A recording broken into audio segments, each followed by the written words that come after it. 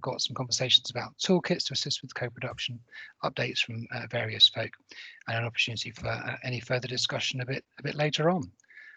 So Andy, have we got Gareth on the line as well? Is Gareth with us now? I think Gareth's joined us. Are you there, Gareth? Yeah, I'm here, mate. Okay, Brilliant, wonderful. brilliant. Are we doing the slides for you, Andy, or are you doing that yourself? I'm doing them, Jason. Okay. Wonderful. Just say next slide when you want to. Yeah, we will. Wonderful. Thanks, Debbie. So, Andy, Gareth, welcome. The floor is yours. Brilliant. Thank you. So if we go on to our first slide, please.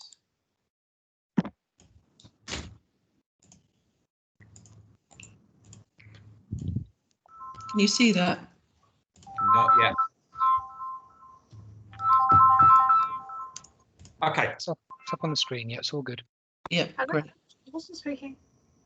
Brilliant. Thank you. So I'm going to give a bit of an introduction to Revolving Doors, and just I think the aim of this session is just share our approach to how we enable co-production between bringing together people with lived experience and decision makers in the system. So I'm going to do a fairly brief introduction, and then I'll pass you over to Gareth, who will give his take on having been involved with Revolving Doors. So firstly, who are we? So we aim to improve the criminal justice system for people who've experienced the revolving door. So by the revolving door, we mean that cycle of crisis and crime. And I'll give a clearer definition on the next couple of slides, but we don't deliver services. We are very much around system change and improving services, but we don't deliver direct services to people. Next slide, please. So this slide kind of gives a brief overview of how we work as an organisation. There's three aspects to us: research, policy, and lived experience. And I think we're at our best when we combine these three areas. So everything that we do is based on lived experience and the views of our lived experience members. So all of our research will be designed and delivered by and with our lived experience members. We train them up as peer researchers. All of our policy work, so all of our policy statements, everything that we say to government, say to the civil service, it's really done together with our lived experience members and comes from our lived experience members. Next slide, please. So this is, I suppose, a bit the criteria for becoming a lived experience member at Revolving Doors, and this kind of sort of gives our definition of the revolving door. So all of our lived experience members will have had recent repeated criminal justice contact with police, court, prison or probation. And it's not just about prison, it is the whole criminal justice system as a whole. We ensure that people's contact is always relatively recent, so the feedback they're giving to decision makers in the system is always relevant, it's always current. So our members, the offences they've had contact with the criminal justice system are normally low-level offences, typically petty theft or minor drug offences. So we don't work with people who've committed serious crimes or done long sentences. It is that niche area of the criminal justice system. And really, this is the point we're getting to. And people we look to represent, their contact with the criminal justice system, it's really driven by underlying problems such as mental ill health, substance use, domestic violence, homelessness. And at its simplest, our argument and the changes we push for in the system is the people we work with and look to represent should not be in the criminal justice system. They should be diverted away from it. They certainly shouldn't be going to prison, and really what people need is training and support. Next slide. So kind of on to how we do our lived experience, how we co-produce all of our work. This slide really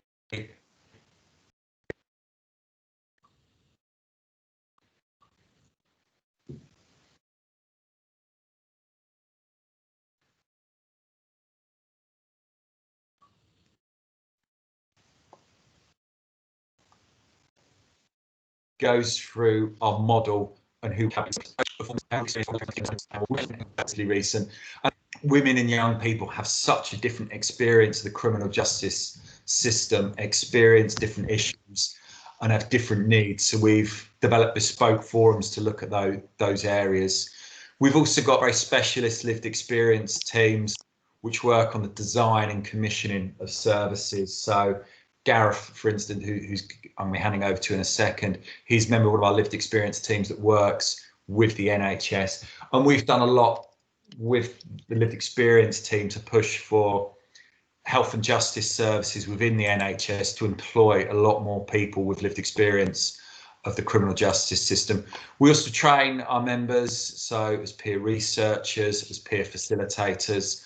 And then at the bottom is the list of people that we try to influence: a prison and probation service, Ministry of Justice, NHS England, their health and justice services, police and crime commissioners, and also more widely the media and I suppose the general public. So our forums, what really happens at our forums is we will bring those key decision makers together into that environment with our lived experience members and kind of work on specific pieces of work to have influence.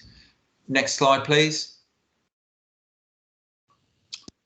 So this is just some of our kind of principles that underline how we work. So firstly, we target the key decision makers. So we're about system change. We aim for the very top, the people with the most influence. That's who we look to work with. And really, we don't see that as them doing us a favour anyway. Those people, to do their jobs, they need lived experience to enable them to do that. So we're very, very proactive in doing that. We recently had some of our members speak at a Justice Select Committee. We've done a lot of work with the House of Lords. So we aim high. When we work with decision maker, when we've got someone who's going to be attending one of our forums, we really have that principle around curiosity. They've got to be interested in the views and experiences of our lived experience members. So we don't want people to come in and do long presentations.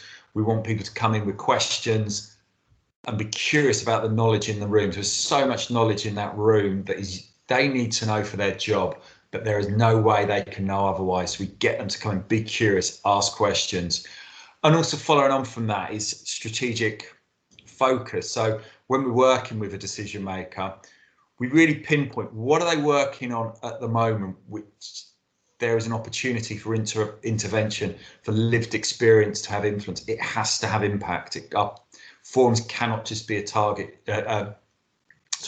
shop. It has to be focused on impact and an outcome.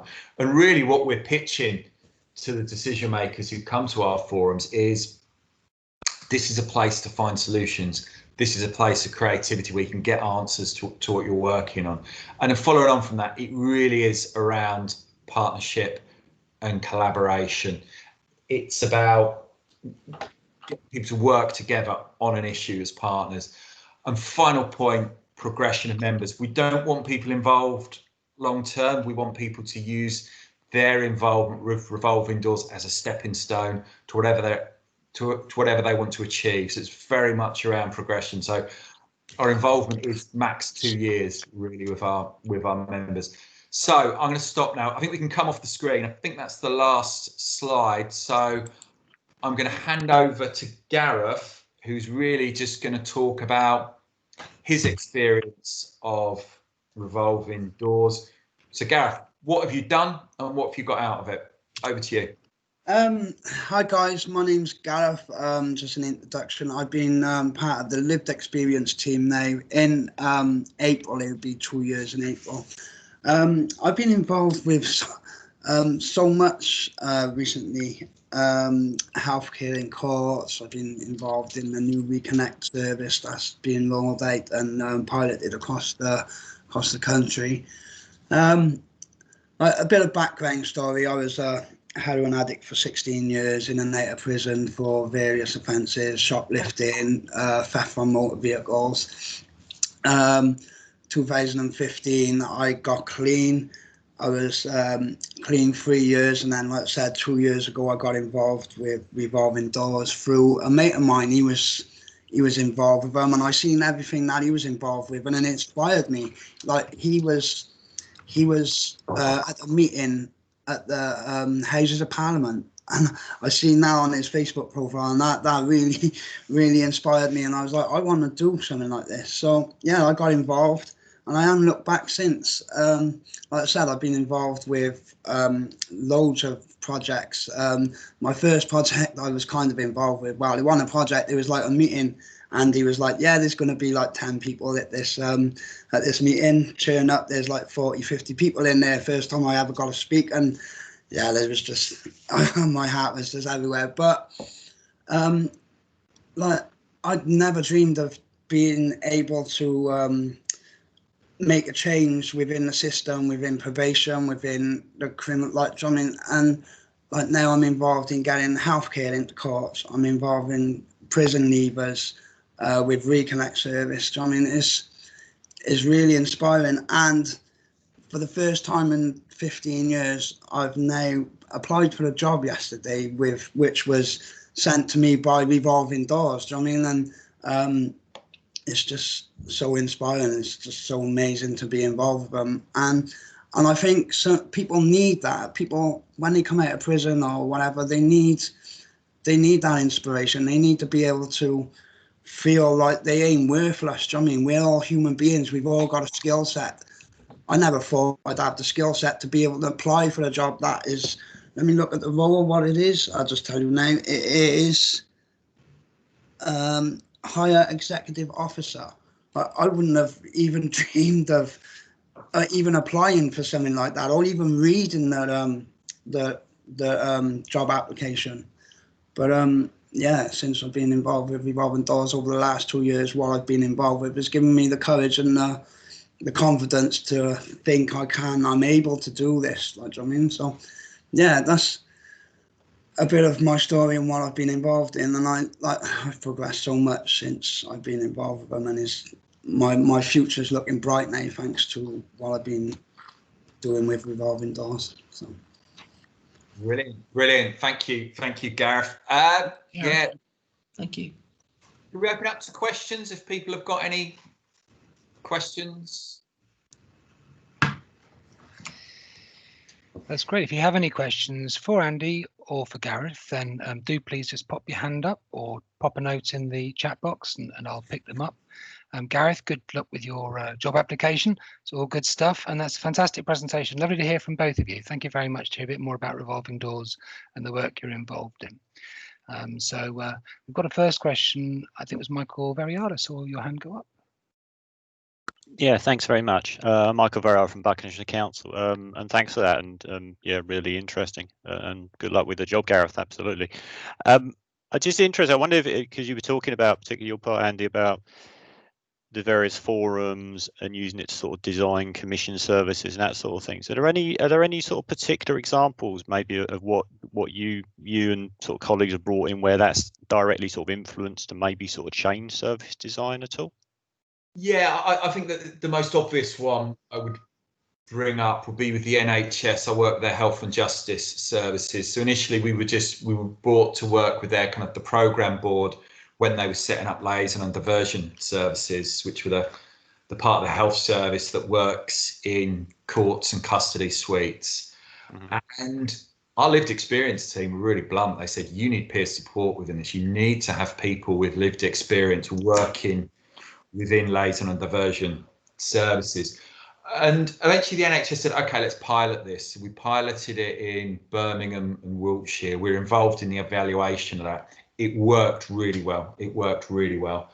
And after the evaluation, they embedded it into their mainstream contracts. And now all liaison and diversion contracts around the country, you have to employ peer support workers. And it's based on the model we've designed. Again, I mean, Gareth mentioned the Reconnect service.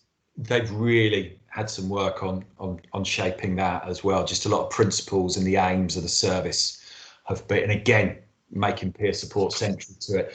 I think the key is getting in early, really. I've seen commissioning go wrong when you get people with experience involved right at the last second, and it can become quite tokenistic.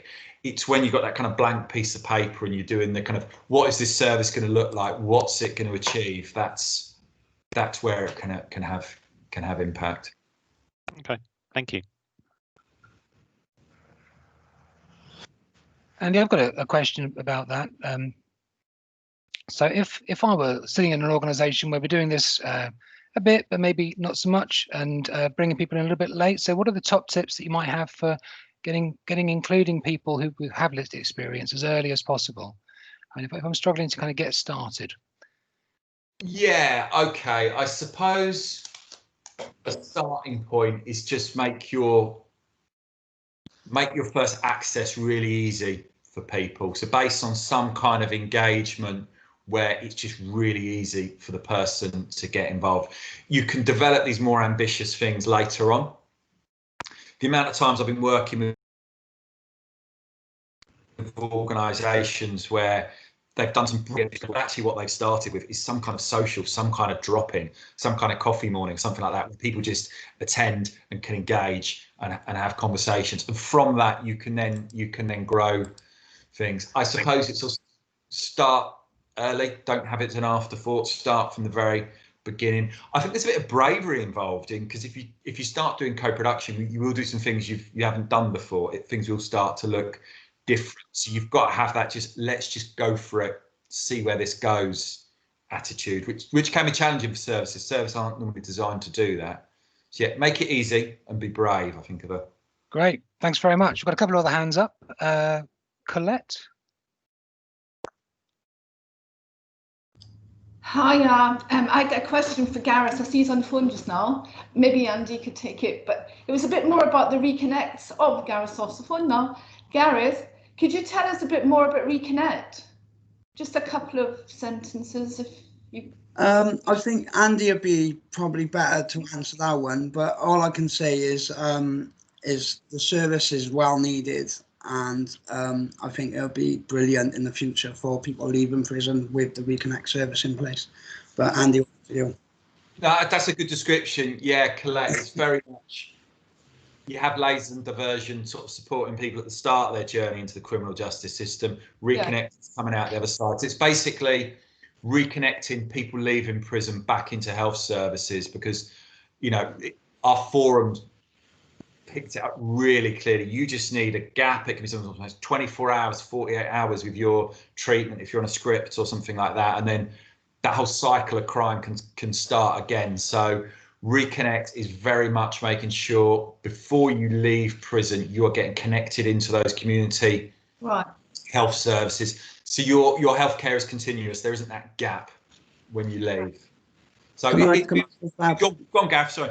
I just want to add, when I last come out of prison, there was nothing like Reconnect about, and I was constantly relapsing every time I come out of prison. I think if there was something like Reconnect in place, then maybe I would have had something different, because when you come out of prison, the day you come out, they expect you to go through your probation officer. If you're an addict, you've got to go to go and get your prescription sorted out, then to the chemist.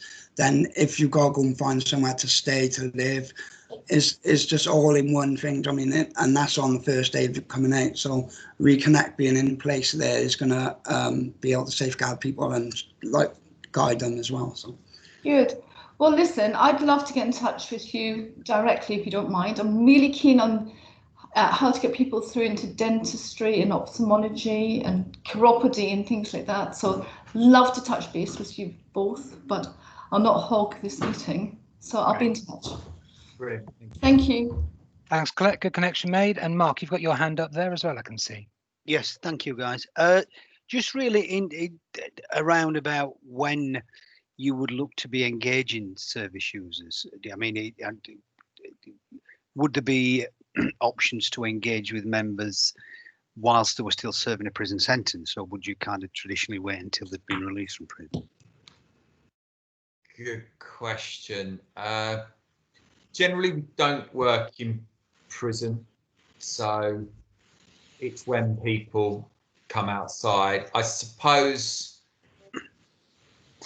for really getting involved with us, people do need a certain amount of stability in their life, but we do work with people who are still going in and out of the criminal justice system. So some people are still in the revolving doors. I mean, Gareth can touch. I want your take on this, Gareth. Gareth can touch us.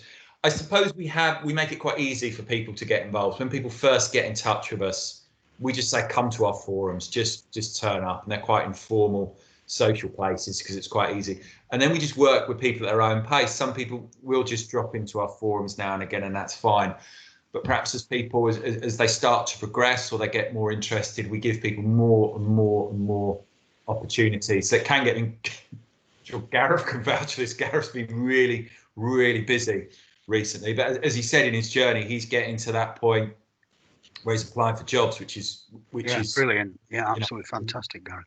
No, I just wondered if it's an option to look at how the service can be, and we can encourage people to participate in it whilst they're still in a custodial environment, because that might, I'd welcome Gareth's thoughts, but really in terms of whether that would give people something to look forward to when they're out, something to engage with, build self-esteem, reduce that risk of reoffending. I don't, if that's something that can be explored, Yeah, and I think we're going to be doing an advert that's going out in a kind of prison magazine soon. A lot of, I think, our main contacts are community, though. It's liaison diversion services, probation, and so on. So, Gareth, do you want to chip in on that? Yeah, I was just going to say, I was speaking to you literally the other day, Andy, wasn't I, about one of the people I know, one of their brothers, he's still in prison at the moment, and he's interested in getting involved, and I've given his sister your number and Dan's number to get in contact with you. And I think definitely something like that, even like in the prison Inside Times or something, an article for Revolving Doors to be in there, because it gives somebody a bit of inspiration.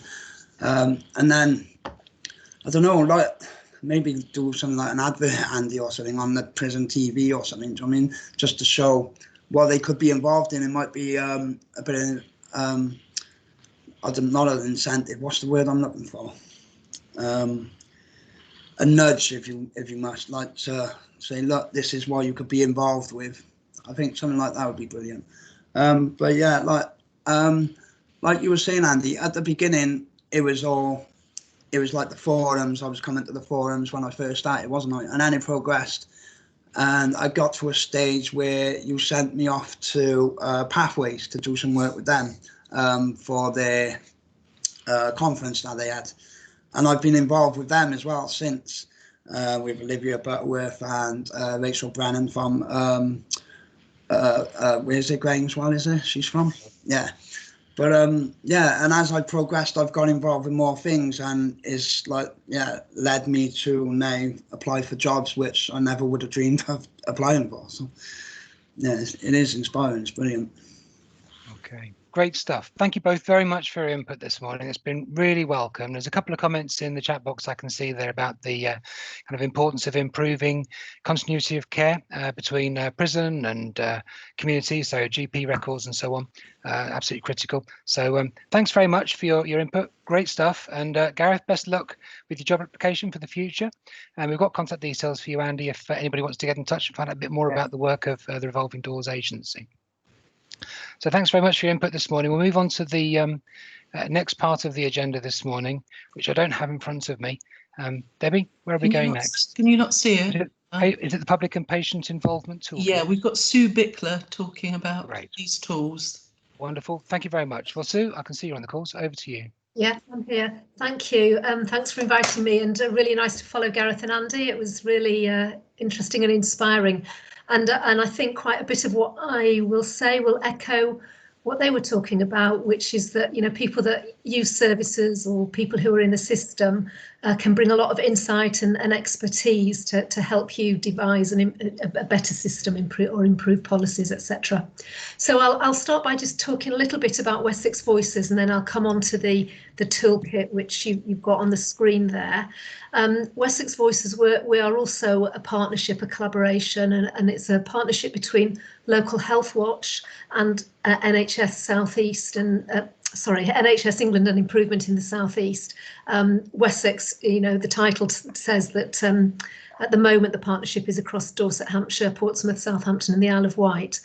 And what we do, the purpose of our existence, is to really support commissioners in the NHS so that they can better engage the public and patients when they're designing services. We also, in bringing Health Watch together, we're kind of ensuring that they have a stronger and single voice. And like Gareth and Andy said, it is very much about finding solutions between the people that use services and the people who design services. And that's what the partnership does. We offer some leadership training programme in patient and public involvement, and we also actually directly support commissioners to carry out engagement exercises. And although this is very much the health sphere, and I know this audience, you're not necessarily health people, but I just want to reassure you that the toolkit can apply in any scenario. I mean, I'm new to health. I've mainly worked in local authorities and in housing, and the principles and the tools in here absolutely do apply. Gareth and Andy talked a lot about the value of bringing a kind of the voice of experience, and I just want to give you a couple of very, very short examples that compares what a kind of team or an organisation that really does understand engagement compared to one that doesn't. So I was asked about a week ago by a team, you know, how many people do we need to engage with so that we can cease this service? Which, you know, for me is not about really getting what involvement and engagement is about. On the other hand, we're just starting some work with a cancer team, people that work with children and young people in cancer. They want to involve young people in designing how we go about asking children and young people how they want services to improve. So there's a real kind of difference of emphasis in those teams there. So onto the toolkit. What you've got in front of you is a 2-pager. You can just see the first page, but the second slide is the second page. Thank you, as if by magic. And what it does is it provides a suite of guidance and advice to support anybody that's doing engagement. Most of it has been developed by Wessex Voices, but not all. There are many, many organisations that provide, you know, good examples, and there are some links in there that are not ours, but we've stolen or borrowed because we think they're really good. It's a really systematic guide, and it's usable, I think, for people who are complete beginners to engagement and for people that have got, you know, quite a lot of experience. It doesn't exactly tell you what to do, but it prompts you with a series of questions and checklists so that your thinking process will guide you towards doing a good and meaningful engagement exercise. And although it's mainly geared to helping you plan and deliver a good engagement exercise, I just do want to stress that for me, engagement isn't about a one-off thing that you do at a moment in time when you're developing a new service or changing a service. It's about a way of being. It's a cultural thing about how you view the people that you are working for and with, and how important you view their voices and their views. So I've only got a short period of time and I can't go through the whole of this document, but what I will do is just explain the structure of it to you and pull out what I think are a few really key documents. But I think after today's session, you know, do feel free to dip in and out and use the toolkit to support yourselves. The document's in 4 sections. So what you see in front of you now is about planning your engagement. If you just click again to the next page, it's about providing you with some tools while you're doing your engagement. And there is a third slide, isn't there? The third one supports you. Oh no, it's not there. But there is another page which has sections about after you've done your engagement, how you build a report, come up with recommendations, and finally the things that you do after the engagement exercise is over. You might just want to click off that, and so that you've just got me, because it is a bit dry looking at those slides. It's rather detailed to look at in the moment, I think, so might be best just to move away from that. But I'll just, I know I don't have much time, I'll just talk quickly about the important elements of the planning stage of this document. There's a document there called a design brief, and that will take you through your thinking about why you want to engage. You might think that sounds very, very basic, but it's really important to think about what can this exercise inform, what can it and what can't it influence, so that you're really honest with people whose views you're seeking. It helps you to think through who you're going to engage with. You know, is there a particular demographic, or is there a particular group of people whose voices you tend not to hear that you really need to target? And it will help you think through how you do that engagement. What are the methods that are going to be really useful and effective? And I would say, somebody asked a question in the previous session about how you start. And I think one piece of advice would be kind of admit the things you don't know. If you know there's a group you need to engage with and you have no contacts with them, you need to be in touch with the people that do have contacts with them. Think about where those people are. Don't expect them to come to you. The other thing that the design brief will really show, well, kind of remind you about, two really important things. That it's important to think about what you already know. There will be other people that have done similar pieces of engagement or research. You might hold your own feedback. So think about what the gaps are in your knowledge. And think about who is going to be most trusted to engage with those people. Sometimes you need a little bit of separation and independence to engage with people as a starter. The planning section also includes template on equality impact assessments. It guides you through governance issues such as the risks involved in your piece of work, safeguarding issues, data and privacy, the kind of dry things, but the things that are really important to get right. So the planning section is probably the largest section in that document, because as with any piece of work, the more thought you give to it before you set off, the better it's going to be. The next section is about doing the engagement. The important thing here is that it provides you with some checklists and templates so that the participants are really clear about what their role is, what's expected of them, how their data is going to be used, and it also makes sure that you are seeking their consent to be involved as well. The section on analysis focuses on what you do with what people say to you, how you put your report together, how you structure your recommendations. And the final section, section 4, is about post your involvement exercise. And the thing that I'm going to really emphasize here is about the importance of responding to feedback. People have given their time and given their views. We really need to value that, value their input, and we really need to feed back to them and be clear about what is going to happen as a result of what they've said. So, in conclusion, I just want to make 3 really quick points. Firstly, to echo what the previous speakers said. As people that provide services, we don't always know what it's like to use a service or to be part of a system, and you will deliver a better service if you hear and listen from people who do experience it. So see engagement and co-production as a necessity, not as an add-on, but as that way of being, and not just a series of kind of separate one-off exercises. Secondly, really plan your engagement carefully.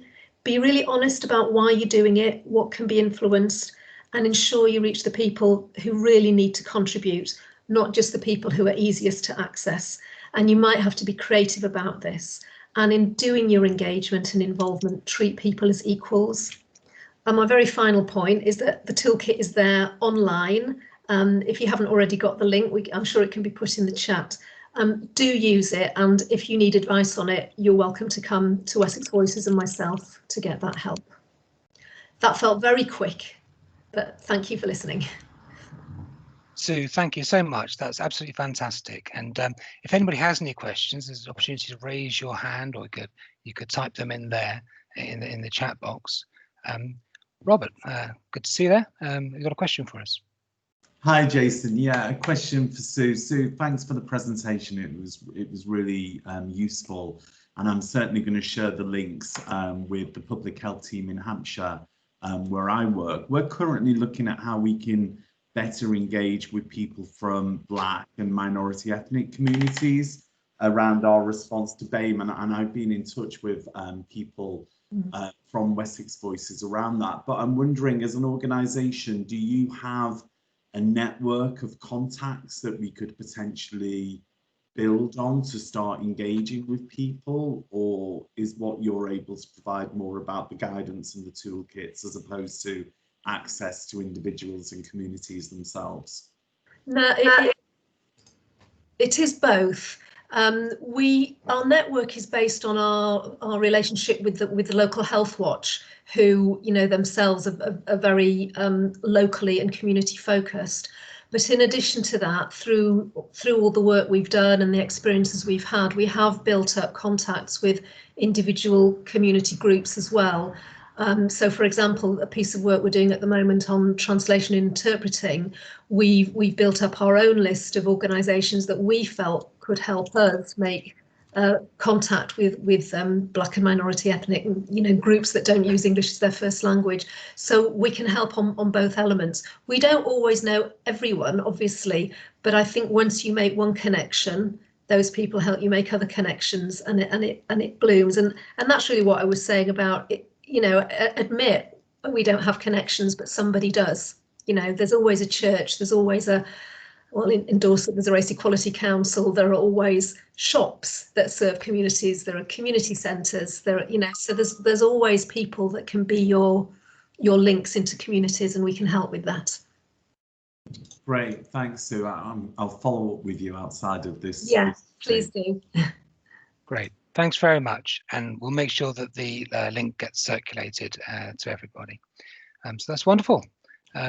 Thank you very much. Unless there's any further questions, we'll move on with the agenda. So this is the last slide in the co-production series, Jason, okay.